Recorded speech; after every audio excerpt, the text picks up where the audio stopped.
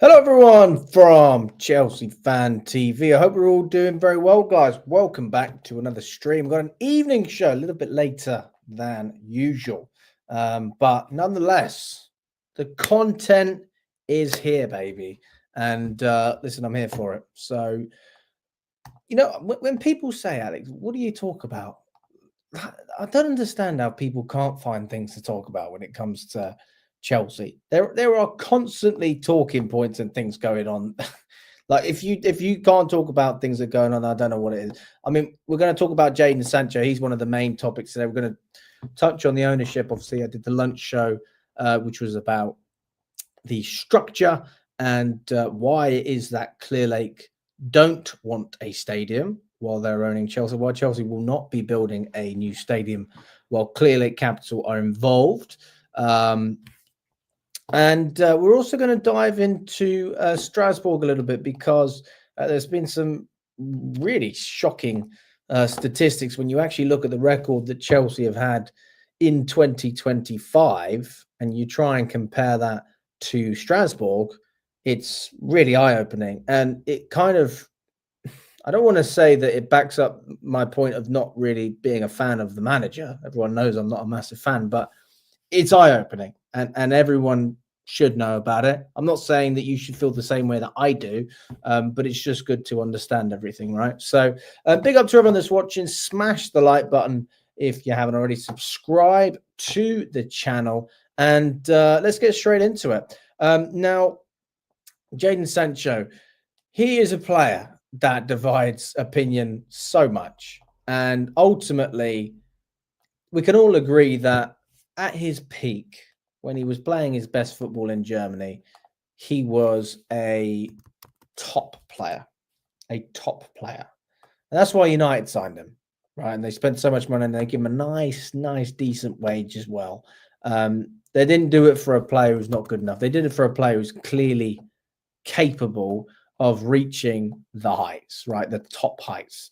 They're not going to invest that kind of money. What was it? It was around 70 million or something that United paid for him. How much did they pay?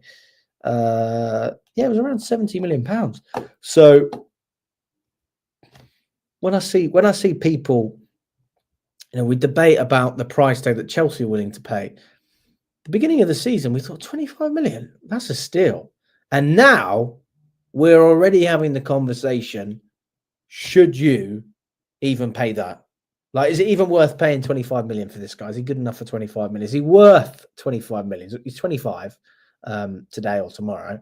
So happy birthday to him. But the birthday present's not so great this year because I don't think it's going to be an extension at Chelsea. I mean, I hope it's not. But we've made some really weird decisions at this club, and it wouldn't surprise me if we made another strange one. But again, you've got to look at it from the perspective of finances.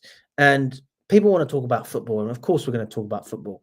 Jadon Sancho is a footballer, but what you have to understand is our ownership don't look at the football. They look at the finances. That is the motivation behind every transaction, every transfer, every deal, every contract, every employee that they bring in is for financial gain. So I ask you this open-ended question, guys. If Jadon Sancho came to Chelsea for 25 million, do you think that, let's just say 2-3 years down the line when he's 28, do you think that we could sell him on for a profit? And if the answer is yes, then it's probably a deal that we would do. If the answer is no, then that's the nail in the coffin for this guy. He's not going to come to Chelsea because they're not going to sell it. They're not going to buy a player that they don't think they can sell on for a profit. They're not going to do it. And that's the reality of what we're doing at Chelsea. Jay says only one shot on target this year is shocking. I mean, that is poor. I'm not going to lie to you. That statistic, but it goes to show he's not a goal scoring. He's not a goal scoring winger. He's not in this Chelsea system. But also the system doesn't suit, our wingers and champions. Very difficult to be a winger under Enzo Maresca because you have no support from the fullbacks whatsoever.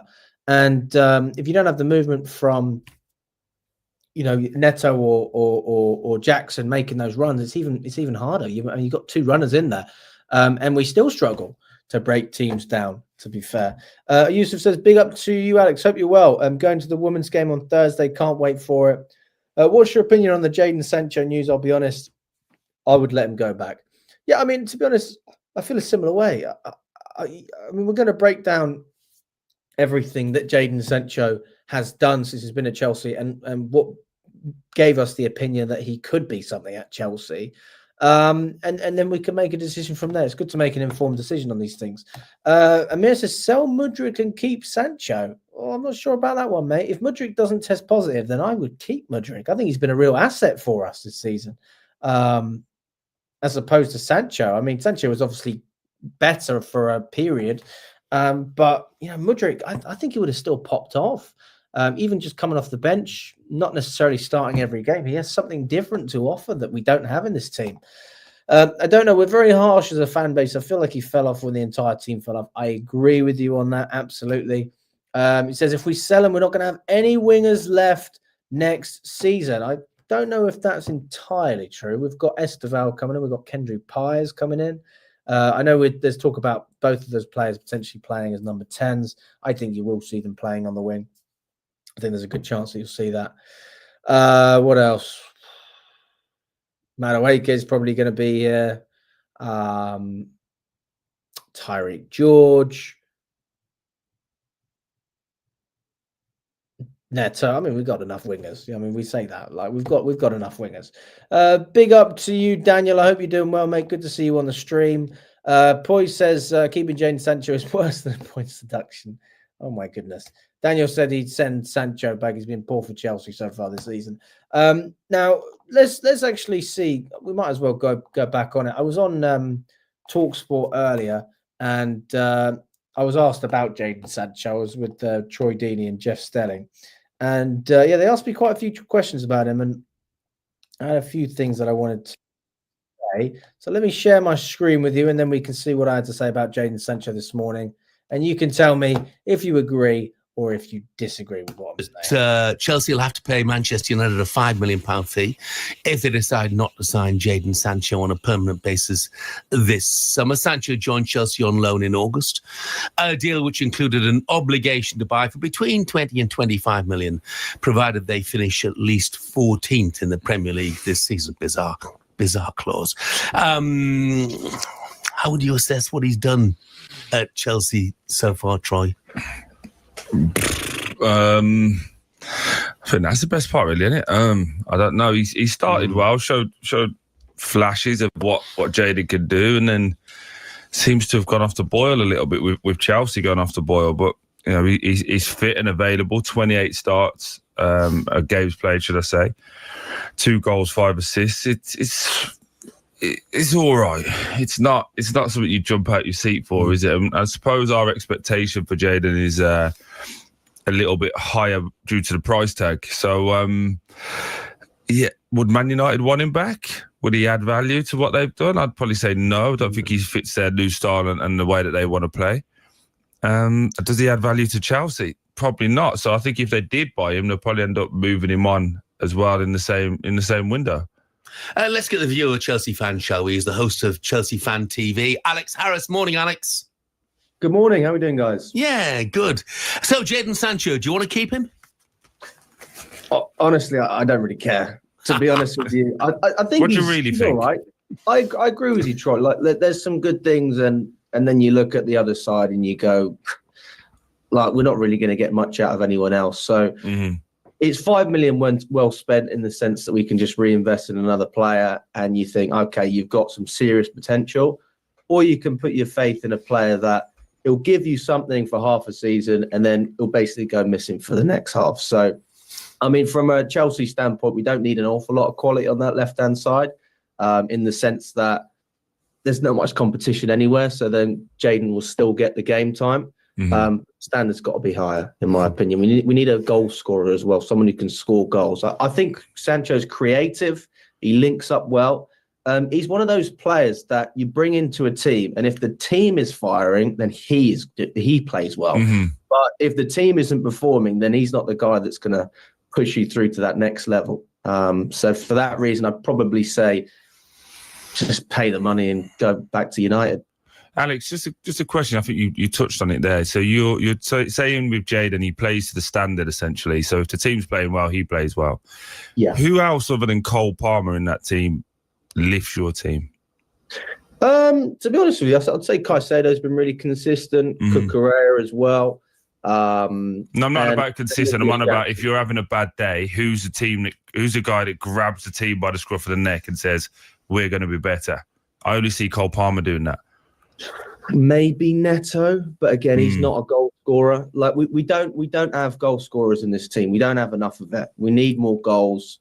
And also, I don't think the manager helps either, because his style of play is so passive that when you are trying to take the game by the scruff of the neck, you just pass sideways and backwards. So that doesn't help. So I think that ultimately Maresca's going to get time, even if he doesn't qualify for the Champions League. I really think he's going to get time. So we're not going to see a change in style, but I do think he could use some better players as well. But I don't think he helps. I don't think that we have the quality in terms of the players either. Yeah, and if you want to make a step forward, you obviously have to improve that quality. But in fairness to Jadon Sancho, and I did notice he's had one shot on target this year. One shot on target this year. But he's not the only Chelsea forward. He's not the only Chelsea player who's been underperforming recently, is he?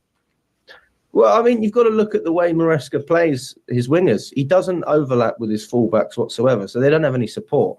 And I mean, you've got to feel for any winger that is up there on their own, and then they're expected to not just dribble past one player, but dribble past 2-3 players and then make something happen. It's easier said than done. And then you say, well, just whip some crosses in, but we've never got anyone in the box who's going to finish those chances. Jackson, for example, he's not that kind of striker that wants balls in the box. We haven't got a threat aerially who's going to run in. Our midfielders don't really do that enough. Caicedo's defensive. Fernandez is happy to be a little bit deeper. And then Palmer, he doesn't really do it either. So I have a lot of sympathy for our wingers. It's not just Sancho, and that's down to the system. But again, individually, they've all got to do better. Alex, I just want to ask you a question on that. So you're talking about Nicholas Jackson. I've said it for a while. I think he's a very talented player, but I don't think he's the guy that's going to consistently score and take you over the hill to get you into the top four, or even into challenging for the Premier League. With, well over £1 billion spent, how is the squad so... How do you have one striker? How do you not have a main number one centre-back? How do you have 8 goalies and not a main one? How has it been so bad? I mean, are you asking me about the ownership? That's what. No, I'm asking you about the recruitment. I don't know who's in charge of the recruitment anymore. I think it all comes down to the ownership. Okay. To be quite honest with you, I mean, look, we talk about the ownership all the time. Chelsea are owned by private equity, so private equity, they don't care about winning; they care about free cash flow. And that means that, and Barley said it himself, he likes the Brighton model. Why? Because Brighton are the only profitable club in the Premier League. And the only way you can show free operating cash flow is by buying players and selling them off for a profit. And that is what Chelsea are going to do. And that's why we're buying young players that have potential, and we're not buying established players over the age of 25. And you're going to continue to see that. Just a quick one, Alex. You talk about the ownership. It sounds like there's a bit of a boardroom battle going on about the future of Stamford Bridge, whether it should be redeveloped, whether Chelsea should move to Earl's Court. I mean, God knows what that would do for the traffic in Earl's Court. You can't imagine it, but still. Do you want to stay at the bridge, or do you not care too much? I think, to be honest with you, if we could relocate and have a less of a cap on our stadium, I think it would be better for the club. And even people in the CPO, I don't necessarily agree with the fact that we have to stay at Stamford Bridge, but again, it comes down to the ownership. Bowley clearly wants to build a new stadium. He's spoken about waiting 16 to 20 years to do it. We don't hear anything about a new stadium from Meg Barley, for the reason that, again, it's not in Clearlake's best interest to build a new stadium. They're going to sell the club by 2033. We know they are. Again, it's private equity. They buy an asset, they're going to try and build it up in value and then sell it for a profit. So a stadium doesn't help with cash flow within the short term. In the next 10 years, it's a cash flow deficit. So for that reason, we're not going to see a new stadium by 2033. I think if we are going to see it, it's going to be with Bowley, but not with Clearlake. Okay. Alex, thanks very much indeed. Brilliant, mate. Thank you, guys. So that's what I was saying with Jeff and Troy. For those of you who don't understand what I'm on about, maybe you might want to watch the lunch show, because I go into detail about why Clearlake are not going to build a stadium and why we won't have any new stadium developments while Clearlake are at the club, because they have a significant amount of debt that they've taken against the club. And in order to pay off that debt and still make a profit and value the club at a high level, they need to prove the club's profitable. And if you're paying off a stadium, that is not going to help your profits. That's not going to help your cash flow. So for that reason, we won't see a new stadium before 2032. This is common knowledge anyway. The CPO have even said it's going to take a long time, and Polish said it, 16 to 20 years. Clearlake aren't going to be here. Since when did private equity firms hold on to assets for 20 years? That just doesn't happen. You buy something that isn't making money, you turn it into a profitable business, and you sell it. And that's what they're doing with Chelsea. They don't care about the success, and that's the model. Simple as that. Okay, going back to what I was saying about Jadon Sancho as well. Like, when we look at this player, like, the thing is, I'm a fan of Sancho. I think Sancho, as a package, when I thought he was coming to Chelsea, I liked him, and I thought, do you know what? This guy can do some serious things for the club. And I was all for the signing of Sancho. He's nifty, he's skilled. He's got all the qualities that you'd think Maresca would need in that position. He's able to operate in those tight areas, like against Heidenheim. Do you remember the Heidenheim game and the Bournemouth game when he come on? The guy is he came in and he lit us on fire. You can't deny the quality that we saw from Jadon when he first came in. The issue is, why is it so sporadic? And why can't we see it on a consistent basis? And if we can't see it on a consistent basis, what's the point? You can talk about the fact that you like this player or you don't like this player. Like, there's players out there that people don't like or people didn't rate. I'm trying to think of one off the top of my head. Let's just say, I don't know. I'm trying to think. I don't have a player off the top of my head, but there's players that people don't like, but they're consistent. Yeah. Ashley Young's actually a great example of that. You can count on Ashley Young, right? Or you could when he was in his prime. I don't feel like I can count on Jadon Sancho. He's not the guy when my team is struggling. I'm not looking at Jadon Sancho with confidence to solve the problems within the team. Because if the team doesn't play well, historically, Sancho doesn't. Yeah. Sancho plays his best football when the team is performing as a whole. And if that's not working, then he doesn't work. I mean, this goal against Tottenham was just fucking brilliant. What a goal that was. And I just want to see more energy from the guy. I want to see more commitment. It's like, yeah, I don't want to say he doesn't pace himself, because that sounds a bit strange, doesn't it, really? But, he's gone 100 miles an hour at the beginning of the season, and he's absolutely been on fire. And then, then it's not even half this. It's like a quarter. It's not enough. We're going to get into his stats as well, guys, because the point of this video is, obviously, you can see he's a skilled footballer. Nobody can deny that. He's clearly, at his best, he is a top player. I'm not going to say an elite player. He's not elite, but he's a top player. Any team would take Sancho at his best and be very, very happy with that. I mean, that's just gorgeous. We're just not seeing enough of it. Like, we're seeing the good stuff now, but where's the good stuff been? In the past couple of months, where's that been? A lot of these moments are going back 2024. What about 2025? Where's Sancho been this year? It can't just be 1 year and then you come back out. And I completely agree with this point as well. He's 25 today or tomorrow. I think it's tomorrow, right? His birthday's coming up. He's going to be 25.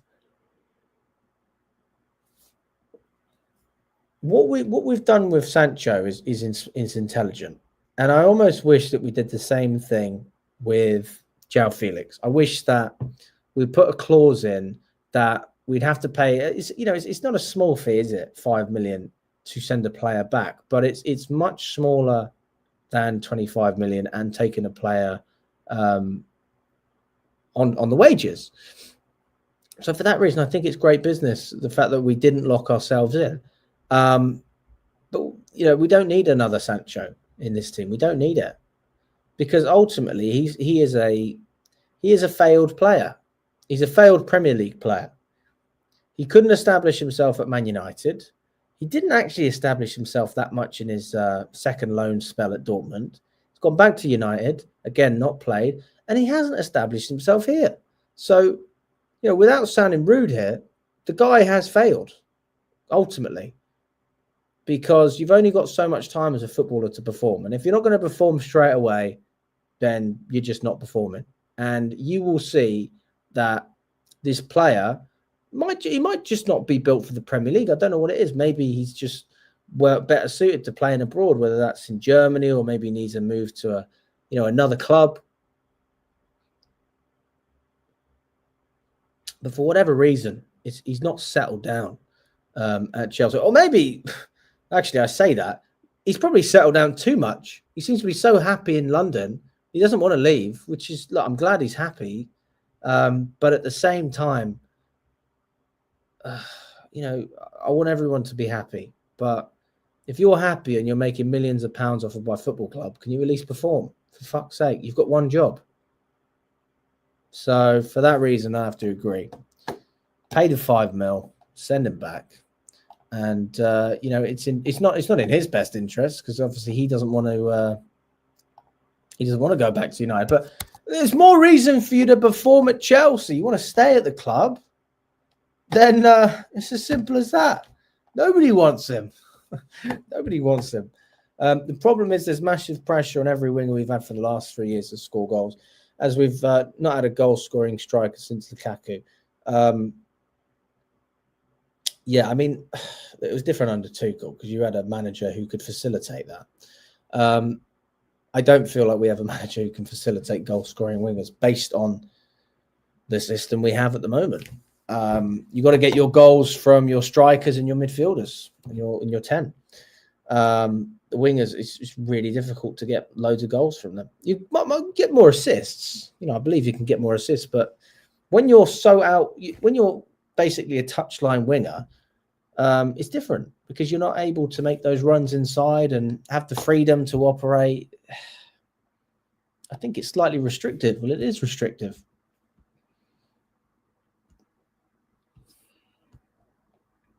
Let's look at what Sancho's done in the Premier League this season. This is where we are.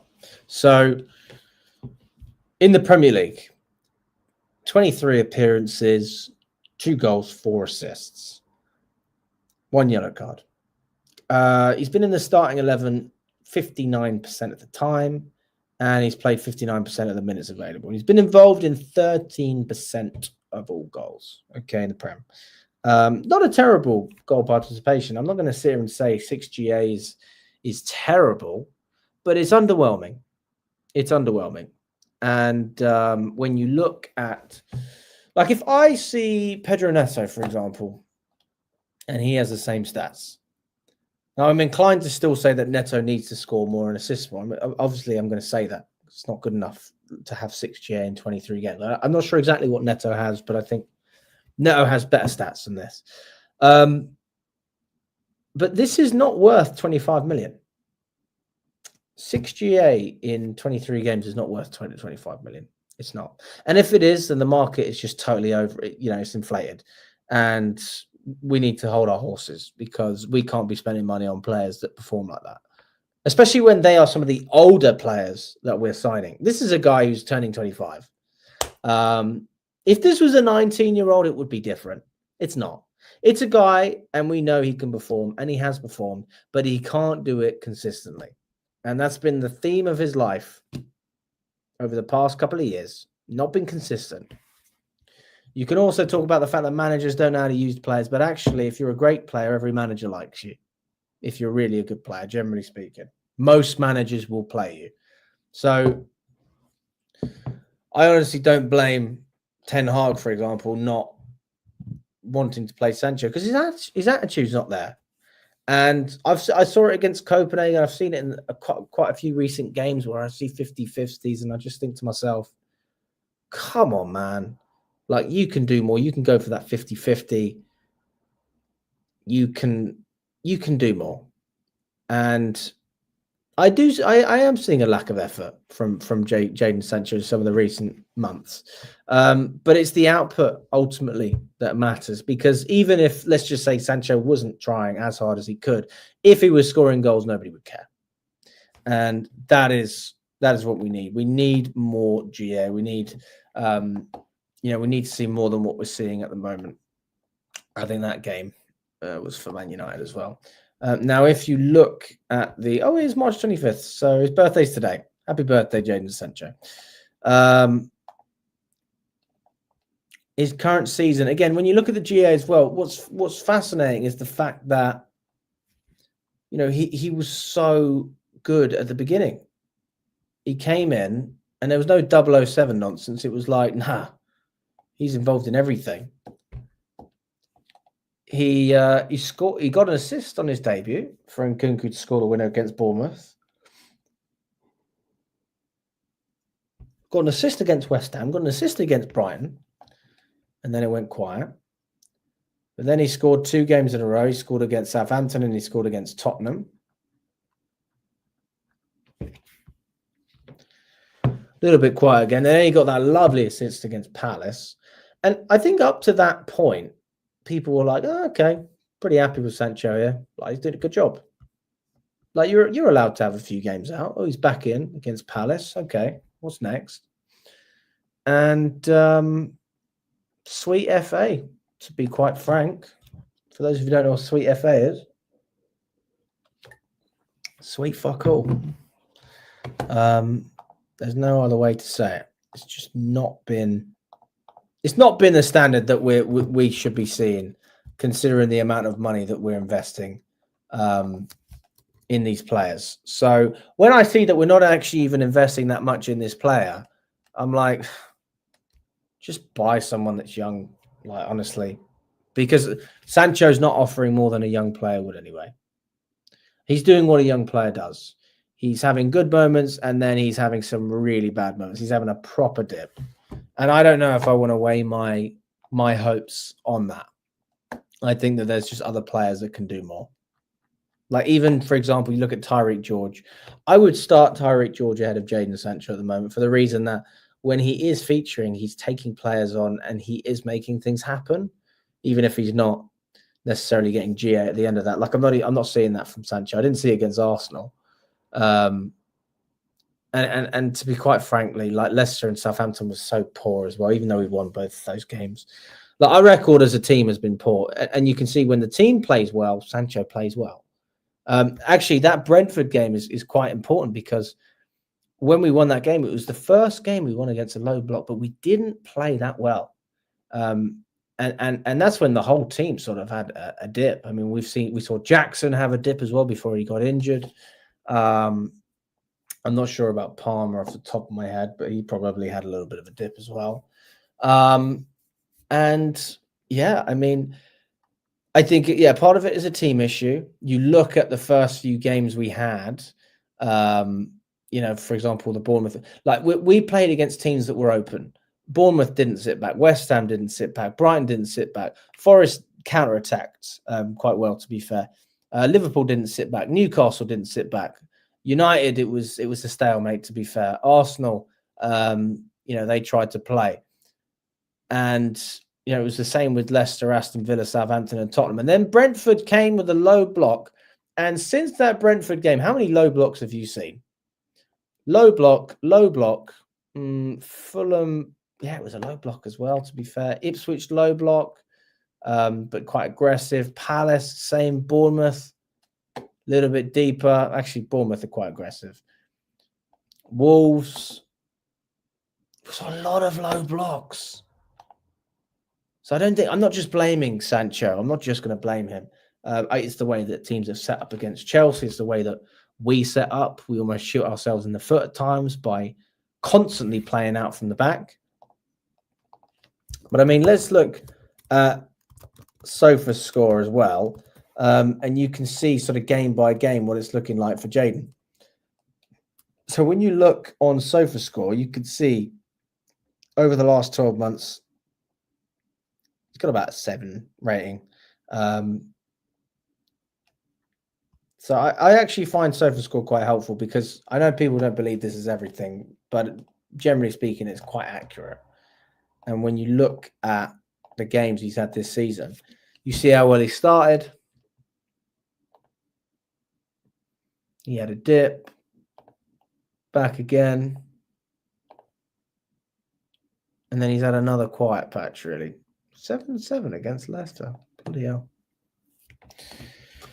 I mean, I think some of those stats are quite generous, to be fair, considering he hasn't had a single shot on target in 2025. He's had 1 shot on target. The Maresca effect, players saying that. Well, I don't think Maresca's improving that many players. I mean, I have to be honest, but we'll see what happens at the end of the season. Oh, bring back Mason Mount. Is that what you're saying? Mason Mount or Mikhailo Mudryk? I don't want to be wrong on that one. Let me know. Get Nonny watching Mo Salah comes on YouTube, yeah. Neto has exactly the same goal participation and minute stats. Well, let's look at it as well, and let's talk about it because that's a great point you make, right? So we look at what Sancho has contributed this season in the Prem, and he's offered what? Well, in all competitions, he's offered 8 GA. That's in Premier League, Conference League, FA Cup. Now, if we look at Neto, let's have a look. What's the difference?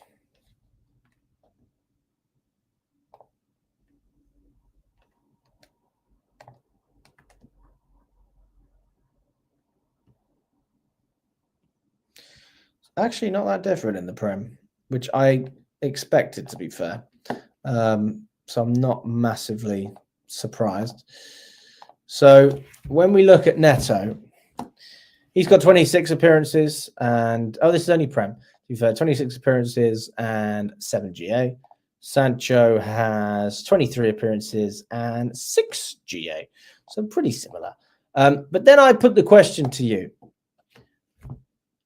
Does Sancho offer the same things that Neto offers? Like, take GA out of the equation. Okay, which is because this is the reason we're not talking about that much GA with Neto, and I'm not overly critical of him, although he should be a better finisher. What does Neto offer that Sancho doesn't? He offers energy, defensive work rate, he initiates the press, he tracks back, he links up, he makes runs, he's all over the pitch. And for that reason, I'm not going to say Neto gets away with it, but he gets away with it a hell of a lot more than Jadon Sancho does, because if Sancho's not getting GA and he's not putting in a shift, you're not winning on any fronts. You're not getting anything from this guy. So, again, let's look at the Conference League. Neto got 4 in 4. FA Cup, Carabao Cup 1 in 1. So overall, I mean, he does have more GA over the season. I mean, it's pretty minimal, but Neto has performed better, but he's had slightly more game time as well. So in total, he's got 34 appearances. He's got 12 GA as opposed to 8 GA in 29 appearances. But you can see Neto offers. I don't know what it is about Neto. He's so consistent. I feel like I can just count on the guy. which I wouldn't have said at the beginning of the season because he is injury prone and has always been at Wolves. But now, I mean, he's spread out his goals and assists a little bit more than Sancho. I mean, he's had a really good patch recently against Villa, Southampton, and West Ham. But I feel like this is a player that we can count on. Like when Chelsea aren't playing well, I feel like I can count on Neto. I feel like if he's through on goal, he won't fuck it up. Or if he's got to make that simple pass, he won't fuck it up. I don't feel like that with Sancho. I don't understand why, but I just don't feel like that. So I don't know. Maybe that's just me. Mason Mount. Don't bring back Mudryk. He can leave. Why would we bring back Mount? He's injury prone as well. I don't think that makes any sense. Tim says we should go full send for Osman in the summer. It's a no-brainer. Confident striker would be worth every penny. But again, doesn't fit what Clearlake are looking for. I don't see it happening. I really don't. I hope it does, but I don't see it, to be quite frank. But listen, we'll see. I think realistically, you're looking at a Gyökeres, a Delap. That's what you're looking at. And I think a Gyökeres, by the way, is still like massive for us. So, I mean, who knows? I mean, there's a quote from Jermaine Pennant. For those of you who don't know, Jermaine Pennant, he's an ex-footballer. He said Osman would change things for Chelsea without a shadow of a doubt. He knows how to put the ball in the back of the net. His numbers are flying in. His numbers are great. I'm going to look back to Jackson and how many chances he gets a game, but the conversion rate isn't great. You can have 3 or 4 clear-cut chances and won't put any of them away. You're scratching your head thinking about how have Chelsea come away with a draw or a loss. I think someone like Osman, who's prolific in front of goal, would boost Chelsea or boost any team. There's no doubt about that. Osman would massively strengthen us. But I think that ship has sailed, to be honest with you. I really do. I think it's sailed. Also, we have a quote from Liam Rosnier, the Strasbourg manager, saying, when you're young, you want to express yourself with the ball. To have it, you have to run, you have to squeeze. And when you have it, you have to keep it as long as possible and use it in the right areas. Here's, in really simplistic terms, my idea of football. Now, Mickey, one of the top comments there says he and Maresca are similar. But if we actually compare the records of Strasbourg and Chelsea,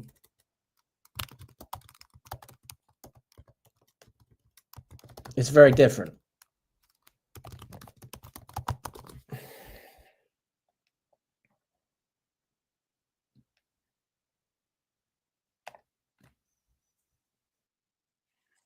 Oh, God.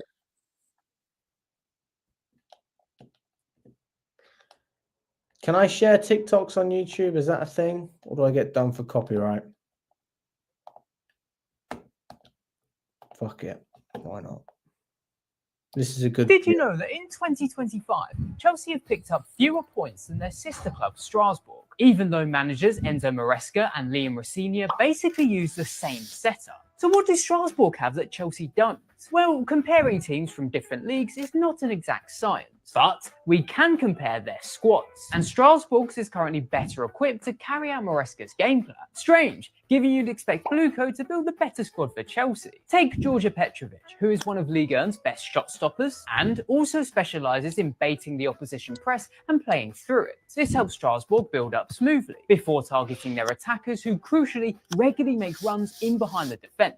Contrast that with Chelsea, where Robert Sanchez remains error-prone, and without Nicholas Jackson, they often lack runners in behind, with the likes of Jadon Sancho preferring to drop instead. This means, compared to Strasbourg, Chelsea struggle more in build-up, pose less threat in behind, and create lower quality chances. So, if both sides' form continues, it could be Strasbourg, not Chelsea, playing in the Champions League next season.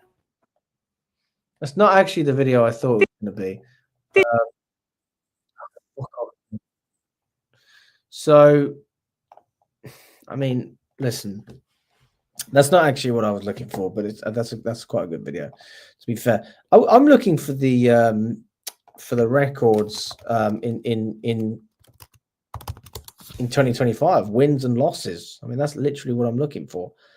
I don't know where the fuck it is. I found it earlier. I'll have to look for it. But basically, Strasbourg have more points than Chelsea by quite a way, more wins as well. And Liam Rosnier is just about as experienced as Enzo Maresca is, to be fair. He's not had many seasons in management. He was at Hull. For those of you who don't know, Liam Rosnier was a Hull City player. He played in the Premier League for Hull. And then I'm sure he managed them, did a good job, and then he ended up getting the Strasbourg job, which I guess he's hoping could be the stepping stone to then come and manage Chelsea. I mean, we'll have to wait and see if anything happens there. But it's never good when you are the main club and you have other feeder, or you're the feeder club, whatever it is, and you're not performing compared to the other clubs, which you're supposed to be the shining light. You're supposed to be the example for these teams. You got Petrovic and Andre Santos basically playing at a better club in terms of form and style of play and confidence and all these different things, even league finishes potentially, probably not. But, you know, they're certainly doing well at the moment. And Chelsea are lacking behind. They're 5 points from being 10th. Everyone's like, oh, we're in the top 4. Well, tell me that in 2 weeks or 2 games, if we drop points in both of them and everyone picks up points. Like, tell me that then. Are you not concerned? I am. I'm slightly concerned, I have to be honest. Especially we're talking about Jadon Sancho. And yeah, I mean, look, Justin, 0 goals and 1 assist in 18 games is not, it's not great. And that is such bullshit. He is not better than Neto. He's not. He's not. Because, listen, the one thing that you could say Sancho has done that Neto hasn't done is he's proven himself at a Champions League club and at the top level over a season, maybe a couple of seasons at Dortmund. He hasn't proven himself in the Prem, and Neto has. So for that reason, I would go along the lines of saying maybe Sancho is more talented, but Neto is a better player. He is. He offers more. He's better defensively. I think he's just as creative as Sancho, to be fair. He's got a better energy. He's got a better engine. He shoots more. He's a better goal scorer. The only thing as well Sancho has going for him is Neto has a track record of injuries. So if the injury record comes back to haunt him, then you could make an argument at least Sancho's available, which I have done with Tosin when speaking about Fofana, because I've been pissed off about the guy being injured the whole season. Rightly so. I mean, I want you to be available. But we haven't had that problem with Neto as of yet.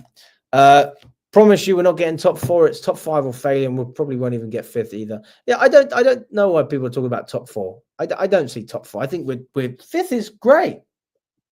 Who's complaining? We get 5th. I will take my hat off to this team and this manager if we get top 5. Oh, creme de la creme. Champions League football. Bring Milan, baby. Bring PSG, Madrid. I want it all. I will be going. Chelsea Fan TV are back. Chelsea are back. The last time I did an interview in the Champions League, I did a fan cam there, was in Madrid. It was just shite. It was crap.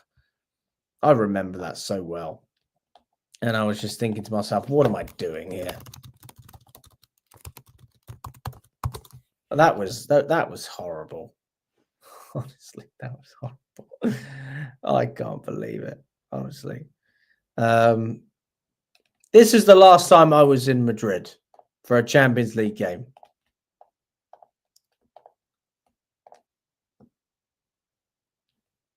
And TV, my name is Alex. I'm standing outside in the cold in Madrid. Callum, you are the cameraman, my friend. It's a cold day. Do you want to show him my shorts? Yes. I'm standing here in the cold in my shorts. Didn't even wear a... That's what it was like in Madrid. I was freezing cold. I was wearing my shorts. I thought I'm going to enjoy the Spanish weather. It wasn't great. It wasn't good. It was cold. The football was rubbish. I mean, Lampard and vibes and all that. Ugh, it's terrible. Madrid walked. They didn't even get out. Like, they didn't try at all. It was the easiest game they've ever played in their life against. It's the easiest 2 legs. I want to get back to that. Not Madrid specifically. I mean, I don't have good memories in that case. Is that a Subway? Is that a Subway where the beer is in your hand, Alex? Is that a Subway cup? Oh, good question. I don't think it was a beer, actually. I think it was a coffee. I think it was a tea. So no, it wasn't a beer. It was you are right, it was a Subway cup. Steve gave it to me. Those of you, if you're a channel OG and you watched 2 years ago, I used to do regular interviews with Steve. Yeah, he got me a Subway. God, I would love to hear that anthem. Oh my God. It wouldn't surprise me if Newcastle finish above us. To the depths says, big up Alex. The Strasbourg players are performing better because there's less pressure on them compared to playing for Chelsea. Yes, but also there's not a huge amount of expectation. Like, we're asking for the bare minimum here. Champions League, you're good enough. You are good enough. Like I said, when I was talking to Jeff, I said we didn't have enough quality, and I am right in the sense that for the money we've paid, we don't have anything near what we need. We should be competing for the title with the money we've spent. But truth be told, Chelsea are just an absolute mess at the moment, and that's where we are. Alex, there's no chance we're getting top 5. Look at the gap, 1 or 2 points. Newcastle, City, Bournemouth, they have an edge over us. They have momentum as well, which we don't have. Not so much City, but Newcastle have the momentum from winning the cup. Bournemouth are just hungry. They're so hungry. They're such a hard-working team. And then there's us, sideways and backwards. So, listen, we can get it done. It will not be pretty, though, in my opinion. I don't think it'll be pretty. That Arsenal game is probably the worst Chelsea performance I've ever seen. I've watched nearly every game since '98. It was bad. It was bad. Worst you've ever seen? Ooh. I feel like I might have seen worse than that. The worst I've ever seen. Newcastle away was pretty bad. Middlesbrough away last season.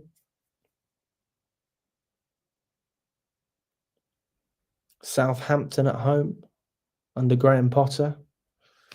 I mean, they're all pretty bad, aren't they? The moment a top club celebrates qualifying for Champions League, you are done on top. The owners are doing as is. Mate, let's not kid ourselves. We're all celebrating if we get Champions League. I'm celebrating 100%. 100%. Doesn't mean the standard shouldn't be higher, but my expectation with what I'm seeing is so low. I don't think we'll do it. I'd love us to do it. We should do it. This is what Chelsea are supposed to do. Do you believe it? I don't believe in what I'm saying. I don't believe in the ownership. I don't believe in the recruitment. I don't believe in the manager. I believe in some of the players, but I don't believe in a lot of them. I don't trust our goalkeeper. I wouldn't say I trust our defense. Our midfield is pretty good, but I'm not a big fan of, we don't have enough quality in the wings. We need more quality up top. And when you break it down bit by bit, there's a lot that you're missing. So would you take more away from this Chelsea side, or would you add more to it? And I think the God honest truth is that you would want to get rid of a lot of what we have, and add to it. You'd probably want to do both, wouldn't you? Of course you would. Poch is miss. Leave that to you. In terms of ambition to win the game, yeah, we had no ambition to win that game. You're right. Before the Club World Cup, I hope we get some transfer business done, like a striker, a backup, left back, and a goalkeeper. I can tell you that I think we will get that done. It's been reported that Chelsea want to get their business done by June. This is because of the fact that we need to offload players.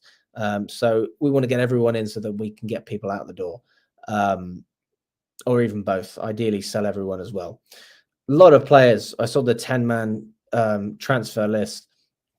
I personally don't think that we're going to be able to get good money for all of them. You look at Dewsbury Hall.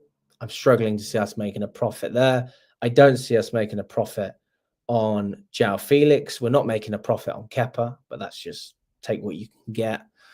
We also have Benoit Badiashile, who's apparently on that list. I don't see us making a profit on him. I don't see us making a massive profit on Disasi. Who else? Who else have I missed? I feel like I've missed someone. Robert Sanchez potentially as well. We're definitely not making a profit on him. So look, we'll get money from player sales, but that's not profit. And the problem with the model is because that's not the model. With the ownership is that they don't use their own money. They borrow money. And if we run out of money as a club, they will be forced to borrow more money to finance what they're doing, which puts us in a difficult scenario because we will have to sell more players to repay that cash that we're borrowing from the banks and Ares Capital as well. Remember, we are borrowing 500 million from Ares Capital, but we also borrowed 700 million from the banks, right? So straight away, I've got 1.2 billion that we've borrowed. And when the interest adds up, it's going to be 2.5 billion that we have to pay back by 2033. Where is the money coming from? Where is the money coming from? And the truth is that we are more focused on the financial aspect than the success of this club. So I wouldn't be surprised if after we win the Conference League, we don't win a trophy. I wouldn't be surprised. At the same time, things could go very well. And we could be very smart with who we keep and who we sell. But roses are red, violets are blue. Chelsea, I don't know what the fuck's happening to you. But I'm going to sit here and wait. So we know that it's not looking great. I think we can all agree with that. But there's always that feeling of hope. What if we could do it? And we can. But are the odds in our favour? If you were a Newcastle fan, and this is a Newcastle fan channel you were watching, we were talking about the season, where can we finish? Or a City fan, or a Bournemouth fan, or a Villa fan, or a Nottingham Forest fan. I think all of those fans would believe at this moment in time, we can finish above Chelsea. So with that mindset, I mean, first of all, I'll ask, do you agree with that? Do you agree that other fans would feel like that? Because I think they do. And that's another reason why I'm a little bit more pessimistic, because I'm looking at us and I'm thinking, where are the points coming from? Like, what games are we winning? We're not winning big games. We haven't won any big games. We beat Tottenham. Is that it? We're going to struggle against Brentford. We're going to struggle against Fulham. We got Ipswich desperate to stay up. Can they cause a shock? I mean, they beat us when we played them away. And the last 4 games of the season, you've got Liverpool at home, Newcastle away, United at home, and Nottingham Forest away. It's fucking difficult, guys. That is brutal. So do you think we accumulate enough points before that to be in a comfortable position? Or is that going to be our make or break? And in the games where it really, really counts, do you trust the system? Do you trust the manager, the in-game decisions? Do you trust the players? And I don't know what to think. I don't know what to think, guys. I think that it's going to be very difficult. You went to the stadium of like when we lost 3-0 and we was 3-0 down at half-time. God, that was brutal. If we don't finish in the top 5, do you believe in sacking Maresca? I think Maresca, I think he's not good enough for Chelsea. I don't think it really matters if I think we should sack him. I think there's an argument to sack him and there's an argument not to sack him. The argument to sack him is that he's crap. Ultimately, he's crap. He's not good enough. He's not Chelsea quality. He's a championship manager. Everyone knows that. You almost bottled the championship last season with the best team by a mile, with the team with the most money by a mile. If he can't even win the championship comfortably, who's to say he's going to have going to make Chelsea a comfortable Champions League side, or even a Europa League side, or even a European side, to be frank? But who's to say that Maresca is the man to do that? He hasn't got a track record that we can lean on. his style of play, when it doesn't work, is probably the worst football you've ever seen. When it doesn't work, you can't deny it is horrendous to watch. You'd rather watch Sam Allardyce and his teams. You'd rather watch that because at least they pass forward. The argument to keep Maresca is very simple. You believe in him and you trust that he will come good, but also stability. And from a player's perspective and the club, we've had no stability recently. We should have really, looking at where we are with Maresca, I honestly think, like, why the fuck did we not just keep Potter? Because Potter's a better manager than Maresca. He's proven more.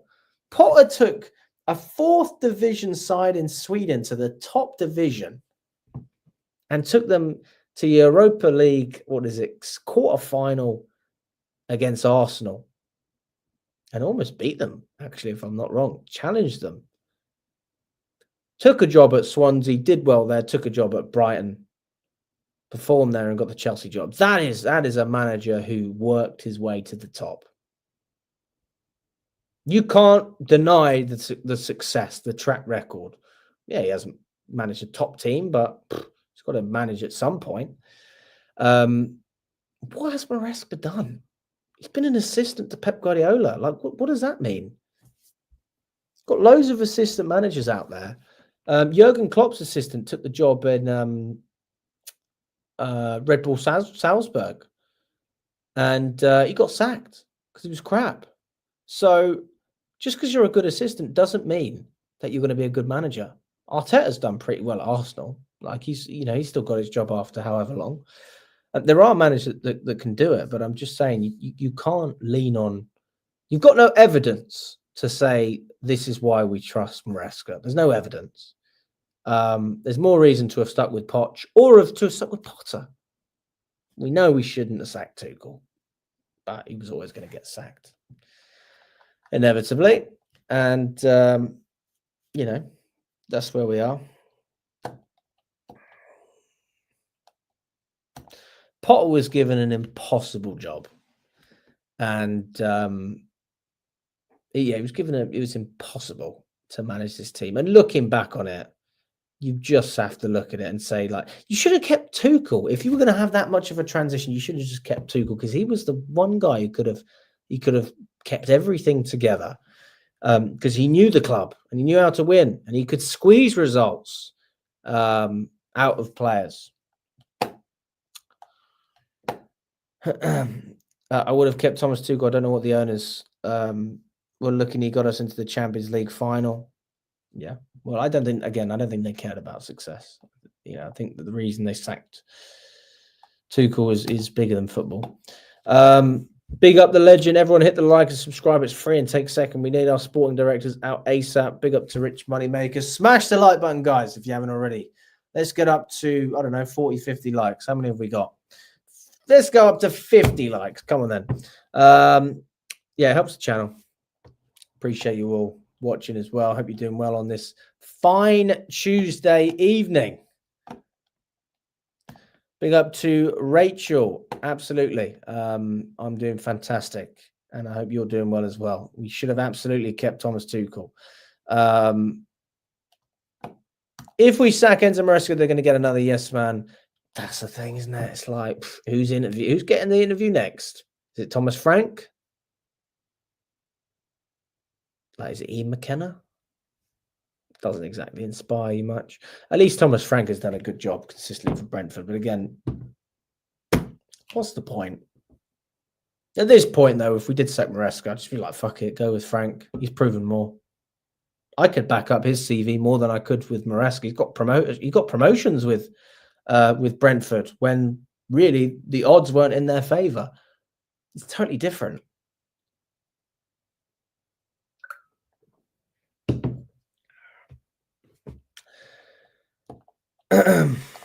Think Thomas Frank would have done a better job than Maresca. Do we agree with that?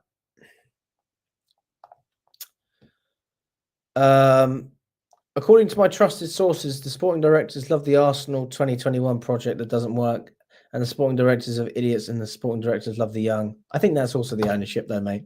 when you talk about young players. I think that's a message from the ownership, and they're just carrying out the demands. Tuchel probably laughed in their faces when they told him they were copying Brighton's model. Who knows? I'm sure he's probably concerned more than anything. What the hell is going on? Why would you do that? Like, that's just self-sabotage. But listen, guys, really appreciate your time. Hope you enjoy the rest of your evening. If you haven't smashed the like button, please do subscribe to the channel as well. We will have another show at 1 o'clock tomorrow with myself, Lewis, and Nina at 1 o'clock. So join us for the lunch show. We'll be there, and then we'll have another evening show with Charlie. So big up to everyone that's been watching. Enjoy the rest of your evening.